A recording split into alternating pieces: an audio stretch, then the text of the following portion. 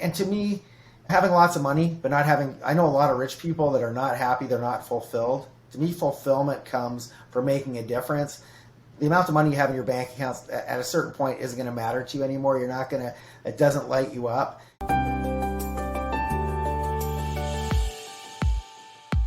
Welcome everyone to episode 16 of the American Dream Builder and Investor podcast. I'm your host, Missy Liu. And today we have a very special guest. I've spoken with him multiple times. His name is Mike Wolf. In case you don't know Mike, he's a world traveler and he's been a real estate investor for over 30 years. And he also loves philanthropy, and he helps other people to achieve the time and financial freedom that he has as well through some of the knowledge he shares for free and also his coaching programs as well. But I also want to just kind of give you a little bit of his formal intro because I feel like it put together his story so much better.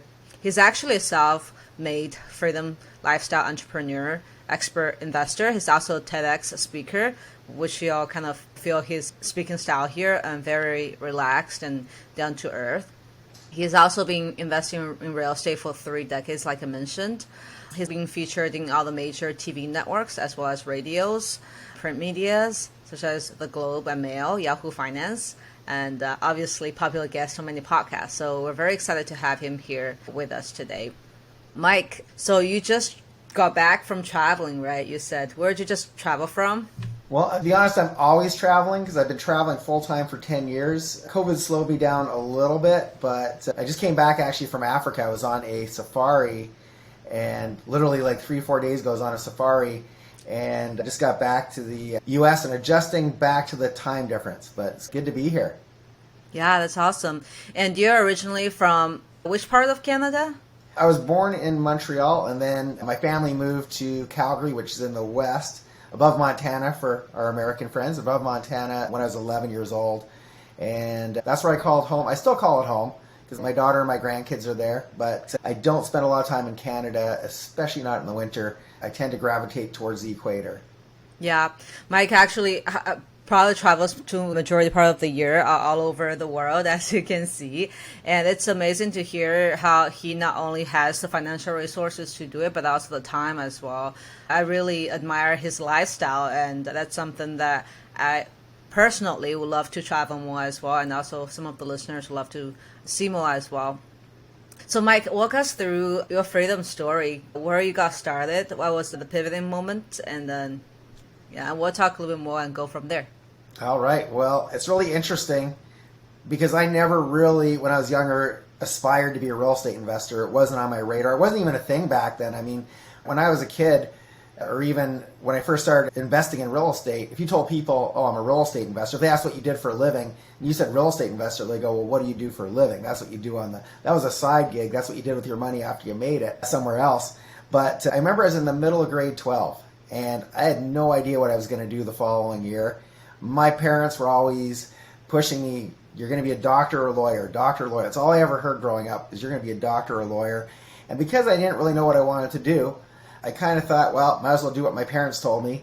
And doctor was off the table because I was afraid of blood, and I still don't like that idea. So doctor was off the table right from the get-go. So I thought, no, lawyer sounds kind of cool. And you see these programs, and lawyers always have these fancy offices, and it looks kind of glamorous.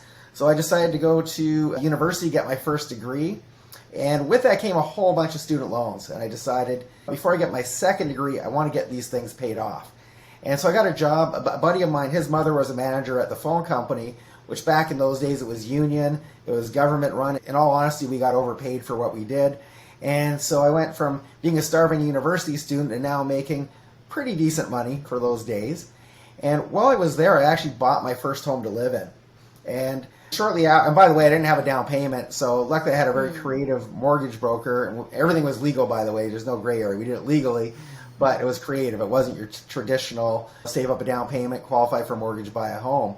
Anyway, shortly after I bought that property, my mortgage broker calls me up and says, hey, Mike, if you want, you're making enough money that I could probably qualify you for another mortgage if you want to buy another house. Now, at the time, I'm like probably 23 years old, single, and I'm going, why do I want another house? Like, what are you talking about?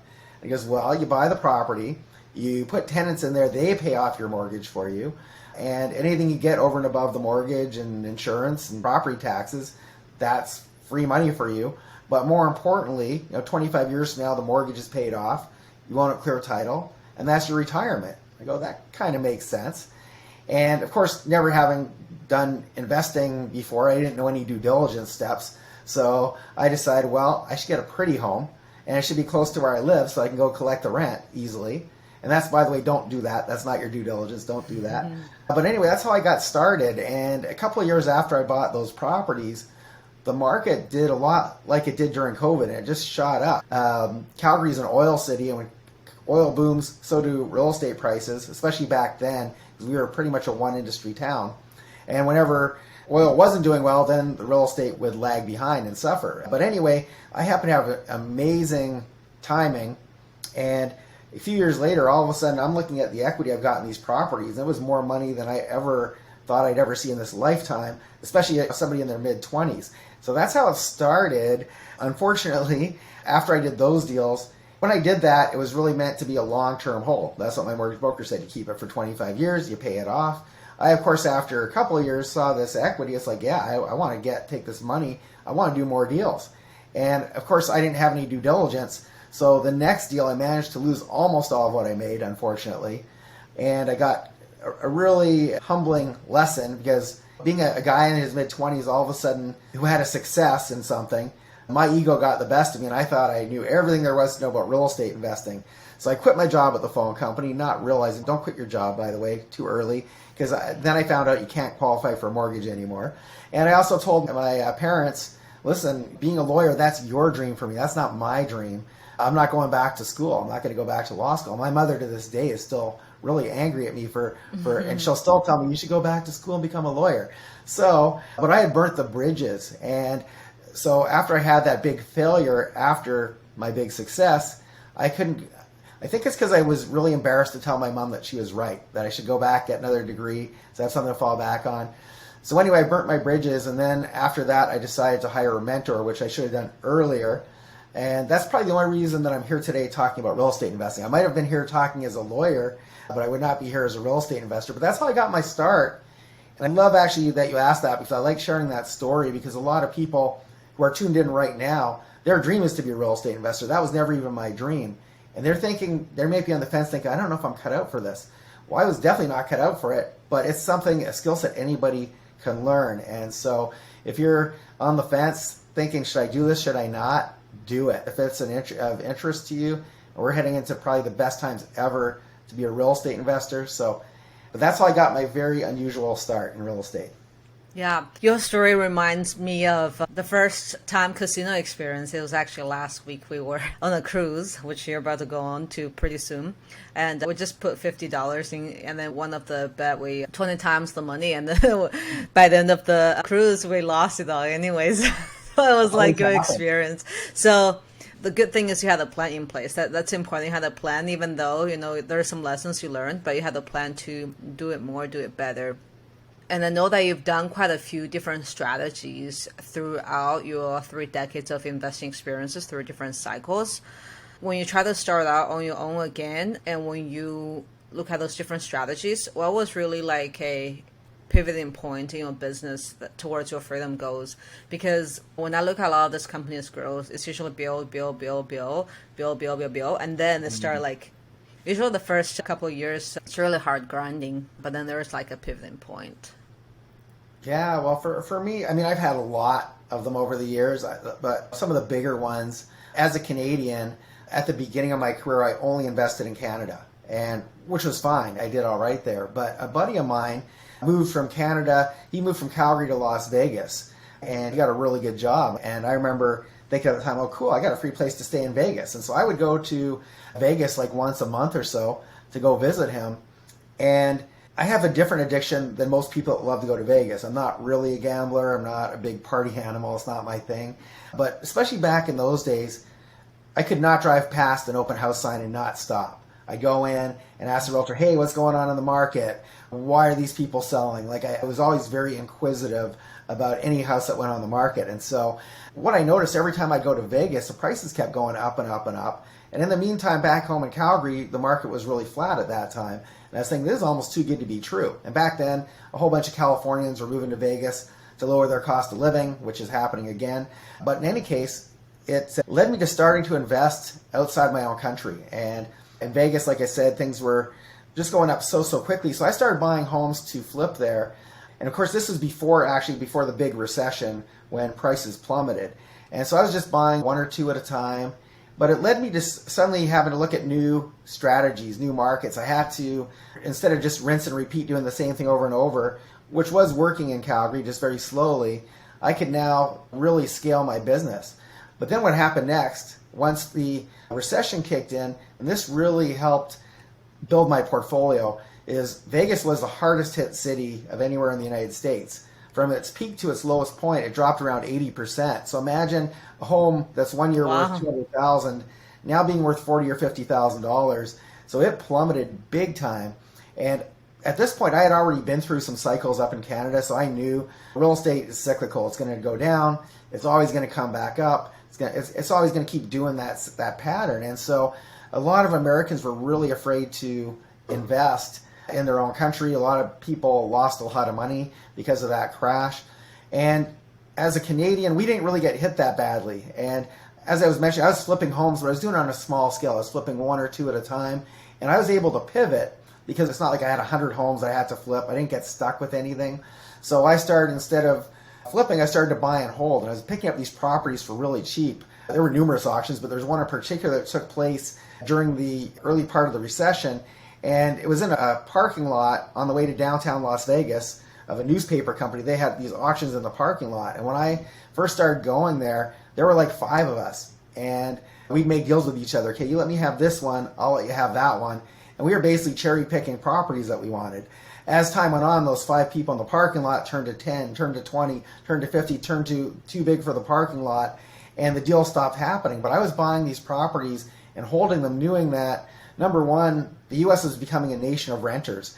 And I know you like to talk about the American dream. And the American dream is to have that home with a white picket fence. A lot of people, unfortunately, were losing their American dream. And they were going from owning to renting. And so rent was actually going up. House prices were going down. Rent was going up. And so I was getting amazing returns on my properties. But the other thing that happened is, as a Canadian, I still own properties back home. And now I had properties that I was holding in the U.S. as well. And I couldn't manage my properties. I couldn't go collect rent from in both countries. Before that, I was always a control freak. I never had a property manager. I did my own property management. And now, being in 2 countries, I was forced to now bring the first person ever onto my team. And that was a property manager in Las Vegas. And I learned a lot during that process, because now I learned that, okay, it doesn't have to be me doing all this work. I was actually the biggest bottleneck in my company, because there's only one of me, and you can only have so many rental properties before you go nuts trying to manage them. So it forced me to bring somebody on the team. And one of the things that I always teach people is, most of us that become successful end up going through 3 phases. We start off as a solopreneur, where we do everything ourselves, and we think nobody can do it as well as we can. They think that we're all control freaks. Every entrepreneur I know is a control freak.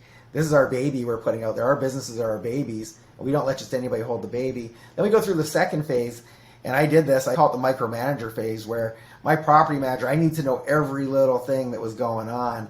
And then after a while, and I won't go into a long story, but after a little while, I realized he was collecting my rent in the U.S. I was collecting my rent in Canada. He consistently collected more rent than me. And that's because I'm always very heart-centered. I always felt bad for the tenants. They call me up, hey, Mike, I get paid on Friday. Can you wait a few extra days?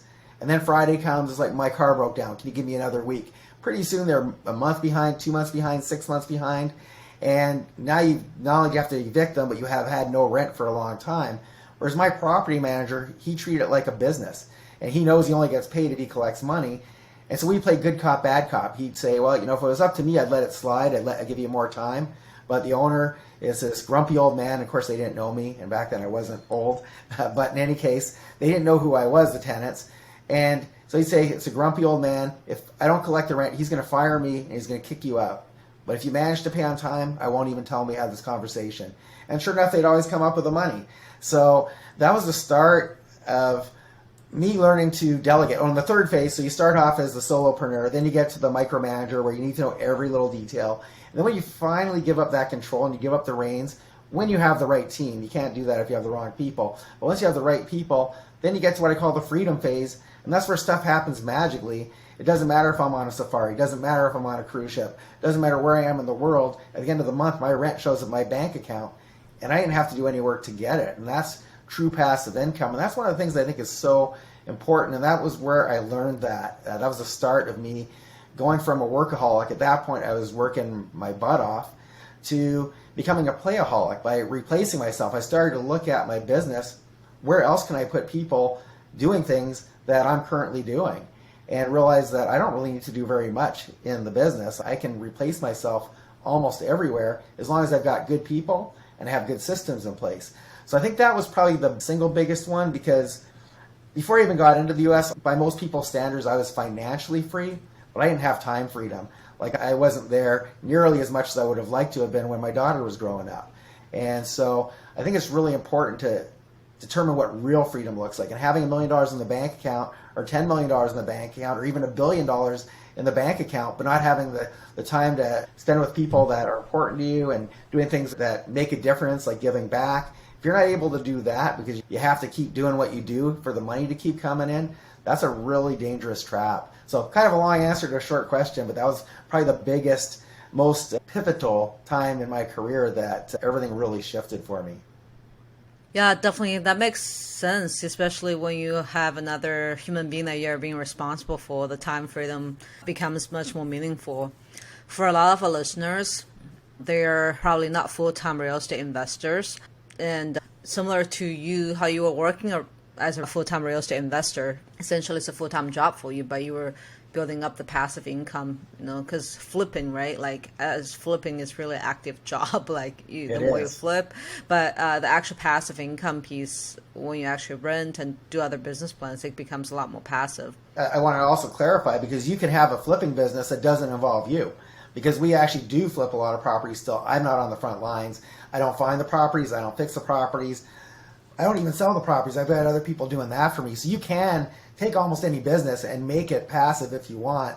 But the challenge that most of us have as entrepreneurs is we want to control everything, and we have trust issues, and it takes a while to get over that. I can't say it happened overnight for me, but I have this realization, especially when I started to see more rent coming in from my Vegas properties and my Calgary properties, and I thought nobody could do it as well as me. And it turns out there's a lot of people that could do it better than me.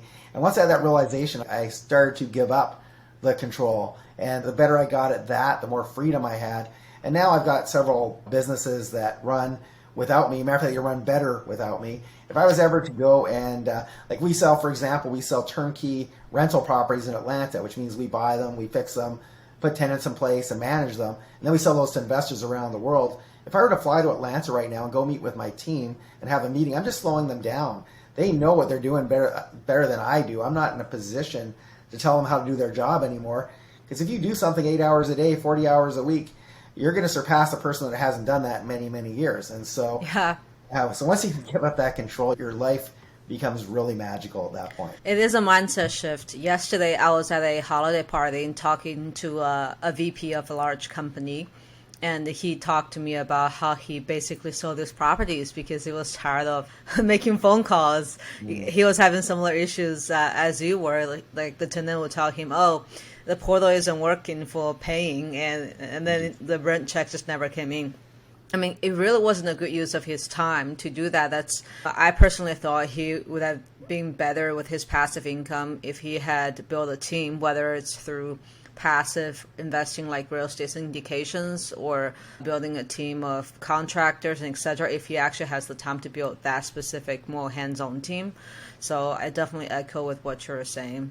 So from your experience, what was the point that actually got you the financial freedom? Or was it just continue to take advantage of the market opportunity? Because I don't know if it was the 2008-2009 crash you mentioned when you said Las Vegas, but when it was going up and when it was going down, you bought things at a good price when it was going down. So right now we're kind of at this pivoting point, which we'll dive more into in the next episode.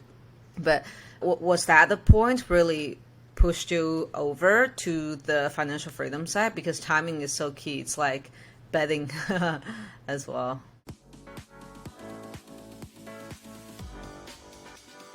This podcast is sponsored by Life Mission Capital, founded by me, Missy Liu, where my life mission is to help busy professionals invest well so they can focus on what matters. All my life, I was taught to study and work hard for my freedom. Until one day, I realized that unless I let my money work hard for me, I will always be trading my most precious resource, time, for freedom. Since then, we have also been helping our investors passively diversify into more than 1,000 units of recession and inflation-resistant alternative investments, such as multifamily, mobile home parks, short-term rentals, and more. Learn more with our free ebooks at lifemissioncapital.com. Yeah, well, that definitely took it to a whole new level. I mean, obviously, when you talk about financial freedom, what that means is different for every person. Like for somebody who's homeless, it would take a very small amount to consider. I mean, if you could have a roof over your head, you might consider that financial freedom. But I'd say for me, when I felt I had enough money that I didn't have to worry about money anymore, that was before that, actually. I was at a point where I was making, when I first got into real estate investing, at that point, I think I was making like $35,000 or $40,000 at the phone company. And I thought, man, if I could just make $40,000 but not have to go to an office every day, I'd be like ecstatic. Nowadays, couldn't live off 40,000, or even whatever the equivalent is, whatever that is today. I couldn't live off that anymore because obviously my lifestyle's been upgraded. But I felt like I was financially free long before that. I didn't have a time freedom, but that took it to a new level because I really started to collect properties. To me, they were ridiculously cheap. And I knew what was going to happen next because if you watch the same movie over and over again, the ending. And real estate is the same thing. It's cyclical. I know after a boom, if it overcorrects upwards, it's going to come back down. And when it gets to a certain point, it hits rock bottom going downwards, people realize, well, why am I renting? It's so much cheaper to be a homeowner. And then everybody jumps in. And everybody, as human beings, we tend to be sheep. So we all do things at the same time. We all fight over properties at the same time, even though it sometimes doesn't make sense. And then we all jump into the market and start buying at the same time. So knowing that, it really allowed me to build up my portfolio because the homes were so inexpensive relative to what I was used to paying, and rent was high, and the competition was low. So it really allowed me to pick really good properties. I didn't have to just pick, hey, I can get a good deal on this one, I'll take it, even though might not be my dream property. So there's been different levels of financial freedom for me. I think my first, I'd say mid-30s, I probably felt pretty comfortable. Didn't have time freedom, but I had money in the bank where I didn't really worry about money too much. Vegas was certainly a big leap in terms of the number of rental properties that I now owned. And after that market took off again, it allowed me to, one of the things that I think I do really well is that I'm not married to a market. Most people only invest close to home, and that's certainly how I started. But once I went to Vegas, I didn't live in Vegas until much later. I actually lived there for a short period of time while I was flipping homes. But once that market didn't make sense anymore, I realized, okay, this opportunity is gone. I didn't try to make something work that wasn't there anymore. Instead, I took that money I made and I liquidated a lot of my Vegas properties, and I took that money to Phoenix. And I duplicated in a different market what I did in Vegas. And I've gone on now to work in various markets all across the U.S. Right now, Atlanta is one of my favorite markets. But in any case, when the opportunity is gone, you have to either change your strategy or change your market. And so being able to do that has allowed me to keep going to a different level. Every time I think, man, how's it get any better than this? I always find there's another level, but you have to be prepared to make some changes. If you just want to keep doing the same thing that's comfortable for you, at some point that's not going to work anymore. And if you are stagnant and you try to fit what you've been doing and try to make that work still, you're going to hit a brick wall sometimes. And that's where people sometimes get stuck. Mm-hmm. Understand. Taking advantage of the right market and right time is crucial.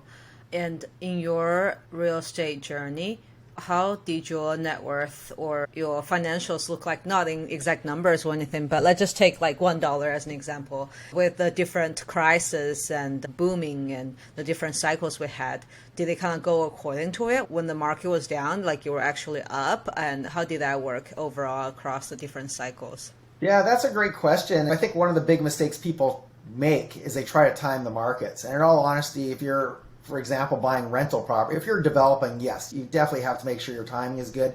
If you're heading into times like we are right now and you're doing a long-term project in an environment where interest rates are going up, the banks may cut you off or lend you less or make you come up with more cash.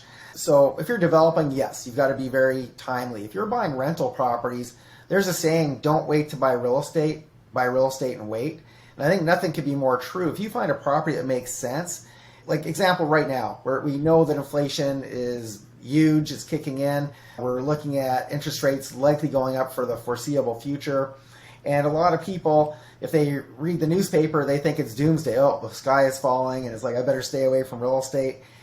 And that's when I make the most money, when other people are staying away, because in all honesty, well, what's tied to inflation? Rent is highly tied to inflation. So we know rents are going up. So if I find a property that's even marginally giving me a nice return now, I don't have to compete to buy it. I can do a whole bunch of different strategies to take down a property, and I'm not in a competing atmosphere like it would have been a year ago when everybody else was fighting over properties. So I know that property, even if it's marginal cash flow now, I know in a year from now that rent is going to be higher. And I know that my tenant will be less upwardly mobile. The tenant's very unlikely to say, oh, I qualified for a mortgage, I'm going to go buy a house. If they couldn't buy it now, a year from now when the interest rates are up another couple of points, it's going to be even tougher for them. So you have to look at the big picture and not get caught up in what the media tells you is happening, because usually it's quite the opposite if you're on the front lines. They're actually scaring away your competitors. So, when things are bad, I can make a lot of money. And when things are good, you can make a lot of money. Sometimes you have to change what you're doing, change your strategy. But let's just say there's never been a time in the last 34 years where I woke up and said, oh, can't do real estate today. The newspaper says the market's crashing or this is happening. Just change your strategy. And one of the things I also love to teach my students is that we're problem solvers. Real estate investors are really problem solvers. Like nobody randomly puts a for sale sign on their lawn. There's always a reason. They're moving up, they're moving down, they got transferred, they're getting divorced. There's always a story behind it. And so people need our help. And in bad times, that's when people need the most help. And we can go and add the most value. It's all about creating win-wins. We can add the most value to other people and get paid accordingly. So don't listen to what you hear on the news. Just go and realize that the opportunity might look a little different depending on the timing, but there's always something you could be doing to get further ahead financially. And right now is definitely no exception. Yeah, I agree. Even just thinking the latest recession we had during COVID time, people were like, oh, shouldn't buy hotels. That's a bad place to be in, and shouldn't buy cruise line stocks. And people who has the foresight, has some experiences that's able to really have strong investment thesis. They're able to confidently move forward. In this case, your experience has taught you that. Well, the way I see it is if you wanted to buy a shirt, are you going to go to Macy's when it's on sale? Or are you going to say, oh, well, it's on sale, there must be something wrong with it, so I'll just wait till it goes up in price? People are very strange sometimes, and people are fighting over properties like crazy towards the end of COVID. And for me, I know that once I see things inflating too far, then that's the end of that cycle, and it's going to come down. And the more it overcorrects, the more quickly it's going to come down. And so, but this stuff becomes really predictable after a while, and a lot of people, they buy at the wrong times. We're going to see a lot of people that are very remorseful with their purchase of what they bought because they paid too much. They had to fight against other people to get it, so they didn't put any conditions of inspection in there. Anyway, we're going to see a lot of people that need our help as real estate investors and problem solvers. And so don't ever think, no matter what the market's doing, there is opportunity. It sometimes looks different than in the previous part of the market, previous part of the cycle, but there's always some way at any given time that you could be definitely moving forward in your real estate career. Yeah, I mentioned this book in my podcast before. It's by Jay Scott. I think it's called How to Invest in Recession-Proof Real Estate or something like that. So he talked about the same thing, different cycles, there's different strategies, which leads us to kind of the next portion of our conversation here, starting with how do you think the economy is heading into for the next 6 months, 12 months to the next 2-3 years? And then we can talk about what are some of the strategies you think would be good based on your experiences. I think that I don't like to label it because I don't really think there's a such thing as a good economy or bad economy. I think a lot of it is fear driven by quite often the media and people.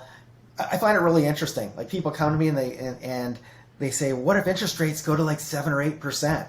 When I bought my first property, my mortgage was 13.25%. And I was happy to get that because the going rate was over 14%. And I remember when the first time in my lifetime, interest rates dropped below 10%. They were like 9.9%. And I felt like a kid in a candy store. It's like, man, this money is almost free. I'm going to go buy as many properties as I can. So everything is relative. A lot of this generation has never seen interest I mean, let me ask you this. Would you ever loan out your money at 2 and 3%? Like the banks were loaning out money at 2%. Like I would never loan out my money at 2%. So that is artificially low. Historically, that's record lows just because of things such as COVID, and during the big recession, they try to get people to go and spend. But that's not typical. So when we head to 7 and 8%, it's actually historically pretty cheap money if you think about it. So some people might say, oh, well, that's the end of my career. I can't afford to buy a property if I'm paying that kind of interest. Well, like I said, guess what goes up with inflation? Your rent. You're going to get more money. The rent hasn't caught up yet to where it's going to be. And we're going to see, obviously, everything trickles down. And so, okay, yeah, the cost of living is going to go up, but so are your wages. You're going to make more money at your job. So nothing is in a vacuum. It's all tied together. So it's not like the sky is falling. Yes, everything's going to go up in price, and you're going to make more money, and the price of homes will temporarily drop, but the cost of materials, we know that's going up. The cost of labor is going up, so the cost to build a home is going up. So yeah, so that's going to be a temporary thing where the prices are going to drop, and guess what? Then it's going to go catch up because people can't afford, the builders can't afford to build homes for what these foreclosures that I think may be coming down the pipeline are going for. And guess what? That's going to pull up the price of the pre-owned homes. And it's all tied together. And so if it was just interest rates going up and massive inflation, but no, rent's going to go way down and house price, that would be a really, then I'd say, okay, well, yeah, we're in a bit of trouble. But it's all tied together. It's all relative. And as long as you don't worry and get caught up, I don't even watch the news because I don't really, in my opinion, a lot of it's fabricated. And it's really there to create fear. Otherwise, people wouldn't read the newspapers. It's going to be sunny and beautiful tomorrow and everything's status quo. Nobody's going to buy the newspaper or turn on the TV to watch that. Unfortunately, they really should be tuning into positive things. But anyway, we don't do that. And so as long as you keep in mind that everything's tied together, and 10 years from now, or even 1 year from now, you're probably not going to be making what you're making right now. Everything just all fits together, and just get out there and invest. Don't get caught up in all these headlines. Yeah, exactly. And also the market, it takes time to catch up too. So right now, I feel like it's kind of slowly catching up, especially the major metropolitan areas in terms of the price reductions, especially whether it's on single family home, even in multifamily home. When the pricing started changing, and you probably experienced this too, not pricing, when the interest rate started changing Q2 to early Q3, well, the entire Q3, the seller expectations are still so high. That's where it's risky because we got a high interest rate, seller want high prices, but right now we're already seeing a lot of reductions, and it's all very region specific as well. And I know you invest all over the US, and I believe there is at least 7 different strategies you have personally used through your 3 decades of investing experiences. What are those 7 strategies, and which ones you think are going to be crucial or has a unfair advantage in the next 6 to 12 months? Well, I've probably actually done more than 7. I actually wrote an ebook on the top 7 strategies that work right now, but those aren't the only 7. Okay, so more than 7. I was confused. Okay. But when we head into the type of market that we're heading into, where a lot of people unfortunately overpaid during COVID, maybe they're not happy with their purchase, we're going to see a lot of people, one, trying to get rid of their properties because they feel like they've overpaid compared to what the market might do. So things such as, tax deeds, for example. And what that is, for those who don't know, if somebody hasn't paid their property taxes in 3 or 4 years, then the county is going to foreclose on them, put the home up on the auction block, and we've picked up properties at the auction for like $7,000. And we're talking, that's not the down payment, that's the purchase price. So on single family homes. So now don't go to a tax deed auction until you know what you're doing, because you will lose your shirt. But once you know what you're doing, things like that, we're going to see a lot of people that are going to stop paying their mortgage. They're going to stop paying their property taxes. That's going to be a very busy segment of the market. We're also going to see things like, I think, rental properties, Airbnb. Short-term rentals is a great segment to be in. People are traveling again. They're making up for lost time. Something that I haven't done yet, but that I'm actually probably going to look into, is self-storage units. Because a lot of people, when they're downsizing, this happened a lot when I was in Vegas, by the way, back in 2007, 2008.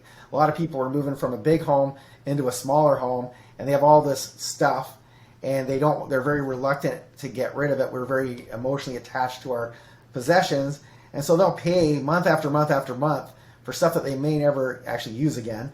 They keep all their furniture in self-storage, so that's going to be a very strong part of the market. But I just think in general, I think pretty much almost anything, like I wouldn't rush to, like I said, I wouldn't rush to get into a big development project that was going to take years and years and years, because it's probably going to go over budget and might be worth less than what you think at some point during the process. And if the bank thinks it's not worth what they originally praised it for, then they may not loan you the money anymore.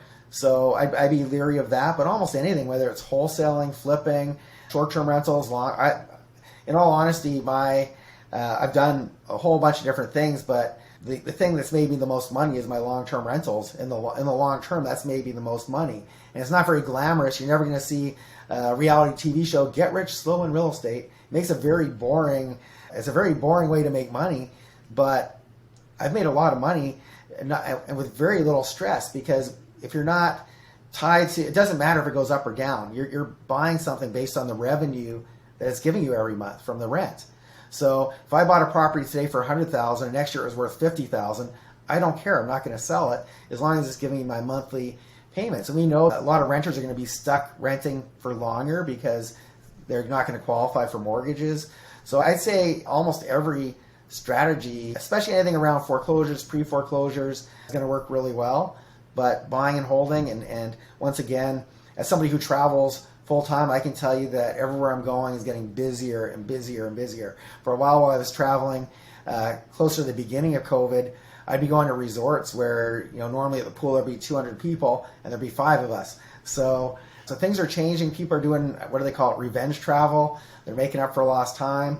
And so Airbnbs are doing really well. But I think just about any strategy will work during what's coming up. There's going to be a lot of opportunity. And it's going to be far easier to get properties than it was last year and the year before. Great. So coming to the part about other strategies you talked about, how should whether it's busy professionals who have a fairly demanding full-time job or people who are doing a little bit more investing on the side, how should they prepare themselves gearing up for this type of sale coming up? Yeah, well, I think it's good that you mentioned those two types of investors, because I get a lot of clients that are doctors and lawyers, for example. They don't want to, their passion is medicine and law. They don't want to quit doing what they're doing to go to the courthouse steps to go pick up foreclosures, for example. And so it is important to make that distinction between the different types of investors. So if I were somebody who wants to be hands-off and continue doing my career as whatever I'm doing, pick up rental properties, find a turnkey provider like myself. Doesn't have to be, find somebody who's already got the properties, they're already fixed for you, you don't have to go build teams. You're going to pay a bit of a premium, but you're also going to save yourself a lot of time, and you're going to save yourself a lot of mistakes and headaches. So find somebody who can come up with rental properties for you, and then have somebody else manage it. Don't deal with it. For people that are more hands-on, though, like now's the time to get educated, to learn, to get the full menu. When I first started, I only knew how to do real estate one way. And then as time went on, I learned another strategy, and then I learned another strategy. So I would learn about what is available, and if you want, I'd be happy to give away my ebook for free to your audience. But it talks about a whole bunch of different ways, and most of them, by the way, require very little or no money. Because I get a lot of people that, when I write things or shoot videos or teach, I come from the perspective of where I started. I always think back, when I was 23 years old and starting, what advice would I give the 23-year-old me if I knew then what I know now? And so back then I had no money, so I couldn't go do a lot. I couldn't just say, oh, well, I'll come up with 20% and qualify for mortgage, buy the property. So there's a whole bunch of ways you can get in the game that whether you have money or don't have money, you can get started. The great thing about doing low down and no down strategies, such as those tax deeds, for example, if you're buying a property for $7,000, that's a much more scalable model than trying to save up 20% on a home in Vancouver or San Francisco, where you need $200,000 just for your down payment on a starter home. So, but right now is the time to learn and get ready for what's coming up and know what your options are. Because if you only know how to do one strategy, you can still make money. But if you have a whole bunch of different strategies, you can employ them. A lot of times you might get a distressed seller that calls you up, for example. And if you only know one way, it might not look like a deal. But if you know some other ways, you can turn that into a deal. So now's a really good time for education, and just keep an open mind and turn off the news. And if you do those things, you're going to be well prepared for what's coming. Yeah, very good point. I think going back to the point about who, not how, leveraging your team, whether it's turnkey providers, real estate syndications, passive investing, coaches, mentors, leveraging your resources versus trying to do it on your own. So coming to the end of the show, you mentioned about you're very passionate about philanthropy. In specific areas you're passionate about on that, and why I would love to know if you don't mind sharing. Yeah, well, obviously, with real estate being in my background, well, one of my favorite projects, actually my favorite project I've ever done, was after Hurricane Katrina. A lot of people obviously got displaced by that storm. And so I built a team in New Orleans, and we bought a bunch of homes and brought the people back. That a lot of them got shipped off to Houston, Texas. And anyway, a lot of people lost their homes. The insurance companies, in many cases, came up with excuses why they didn't have to pay. And a lot of people were left in a really bad spot. So I basically raised a bunch of money and brought a lot of awareness to what was going on in New Orleans at the time. And we fixed up a bunch of homes that were damaged by the hurricane and brought people back. And that wasn't for profit. But besides that, I have a real affinity. I love animals and I love children, because both of them don't really have a voice and they need an advocate. So I spent time in an orphanage, for example, in Costa Rica, where children are there waiting for their parents to go through the court system to see if they're fit. Sometimes maybe they committed a crime, or there's drug abuse or physical abuse or whatever it might be. And these kids who did nothing wrong are waiting to see if they're going to get reunited with their parents or not. And so I've gone there and not just given money, but just actually spent time playing with the kids and bringing gifts. And I've gone there with a bunch of entrepreneurs and done that. And then I give to a lot of animal causes, because once again, I'm an animal lover, and that's why I was just on a safari. But they don't have a voice. And so I love to always help the underdog. But I've done stuff with islands called Vanuatu, which are between Australia and New Zealand. And I went there with a bunch of entrepreneurs. They got hit by, I seem to do a lot of hurricane things. They got hit by a hurricane and they had no clean drinking water. And so a group of us went there and raised money, bought a bunch of water filters, showed them how to use it. And to me, having lots of money, but not having, I know a lot of rich people that are not happy, they're not fulfilled. To me, fulfillment comes from making a difference. The amount of money you have in your bank accounts at a certain point isn't going to matter to you anymore. You're not going to, it doesn't light you up. It's your ability to make other people happy, make yourself happy. And to me, I call it the 3 F's. There's freedom, there is fulfillment, and there's fun. And if you have the perfect balance of those 3 things in your life, you have a very rich life. And it doesn't really, like I said, at a certain point, I have friends that are very, very wealthy real estate entrepreneurs, but they don't have the time freedom and they're not giving back. They're just chasing money all the time. And at the end of the day, yeah, they have nice homes and they have fancy cars, but a lot of them are not feeling fulfilled. And to me, at the end of the day, on your deathbed, I think you're not going to look back at, oh, I'm so glad I have all this money in my bank account that my kids are going to inherit and probably lose. You're going to look back at what difference did you make on this planet while you were here. Very nice. The 3F, I'll put that somewhere. I think it's really important for people to put that in front of them: freedom, fulfillment, and fun. Absolutely. Thank you so much, Mike. I think that's all the questions we had, except for how should we listeners get hold of you, and feel free to share the ebook that you mentioned as well. Yeah, so the ebook, you can just go to my website. It's mikewolfmastery.com. When you go there, there's going to be a pop-up saying, do you want my free ebook? And just put yes, and you'll get that for free. And you can email me at info@mikewolfmastery.com. Wolf, just like the animal. And I answer that's the one thing I don't delegate. I answer all my emails myself, so you will actually get me when you do that. So I love to help other people, especially if they're either stuck or they're thinking they're not cut out for this industry or whatever it is, because real estate has been so good. Like, I can't even imagine what my life would have looked like. And no offense to any lawyers out there, especially if you're passionate about law, awesome. For me, I don't think I would have made a good lawyer. I don't think I would have been as excited about life as I am. I can't imagine what my life would have been like had I not mistakenly stumbled upon real estate investing. So I think it's for everybody, in all honesty. And so I love to help people. Yeah, I know when you stumble on something that's so good, you want to give it to others too. So absolutely. I understand that. Yeah. Thank you so much again, Mike. Thank you so much for having me. Thank you so much for tuning in to the American Dream Builder and Investor podcast with me, Missy Liu. We hope you enjoy the tips and tricks that others have used to build their American dream and their trinity of freedom. We would love for you to subscribe and leave a rating and a review. You can also find all the episodes and details on lifemissioncapital.com. Until then, let your life mission go wild.